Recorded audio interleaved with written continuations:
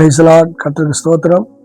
ஆண்டவராகிய இயேசு நாமத்தினாலே உங்கள் அன்பை கூட இந்த காலையிலே வாழ்த்தி ஆசீர்வதிக்கிறேன்.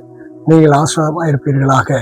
இந்த காலவெளியிலே வந்திருக்கிறதானே உங்களுக்கு தேவனாய் கர்த்தர் கொடுக்கிற ஒரு வார்த்தையை நாம் வாசித்து தியானிப்போம். கர்த்தர் நம்மை ஆசீர்வதிப்பாராக. சங்கீத புஸ்தகம் 9ஆம் சங்கீதத்தில் நான் வாசிக்கிறோம். 9ஆம் சங்கீதம் 9ஆம் வசனத்தில் நான் வாசிக்கும் பொழுது, சிறுமைப்பட்டவனுக்கு கர்த்தர் அடைக்கலமானவர், நெருக்கப்படுகிற காலங்களில் அவரே தஞ்சமானவர் என்று சொல்லப்பட்டிருக்கிறது.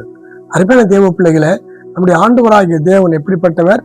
சிறுமைப்பட்டவர்களுக்கு அடைக்கலம் கொடுக்கிற தேவனாக இருக்கிறார். நீ அநேகரால் சிறுமைப்படுத்தப்பட்டிருக்கலாம், உன்னை அநேகர் ஒதுக்கி இருக்கலாம், அநேகர் உன்னை விரட்டி இருக்கலாம், ஒரு ஆண்டவராகிய இயேசு கிறிஸ்து நிமித்தமாக பல பாடுகளை அனுபவித்துக் கொண்டிருக்கலாம். ஆனால் ஆண்டவராகிய தேவன் சொல்லுகிறார், நான் உனக்கு அடைக்கலம் கொடுக்கிறேன், நான் உனக்கு அடைக்கலம் கொடுக்கிறேன், மகனே மகளே நீ கலங்காத, நான் அடைக்கலமாயிருக்கிறேன் என்று சொல்லி ஆண்டவராகிய தேவன் நமக்கு வாக்கு பண்ணுகிறார். தேவ பிள்ளைகளை மாத்திரமல்ல, நெருக்கப்படுகிற காலங்களில் அவரே தஞ்சமானவர். நெருக்கம் நம்முடைய வாழ்க்கையில பல விதத்துல பலவிதமான நெருக்கங்கள் வரலாம்.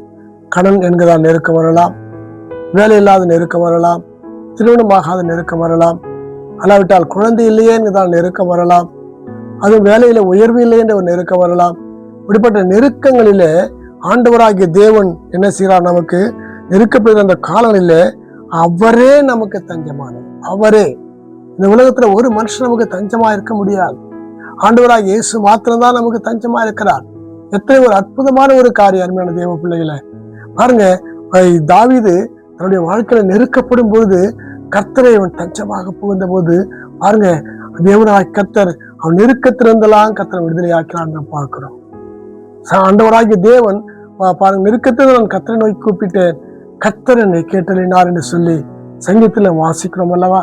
அப்படியானால் நெருக்கப்படுகிற காலங்களில் நமக்கு தஞ்சமா இருப்ப நம்முடைய தேவனாய் கர்த்தர் மாத்திரமே. அதனால்தான் நீங்க சங்கீதக்காரர் சொல்லுகிறார், சிறுமைப்பட்டவனுக்கு கர்த்தர் அடைக்கலமானவர், நெருக்கப்படுகிற காலங்களில அவரே தஞ்சமானவர்.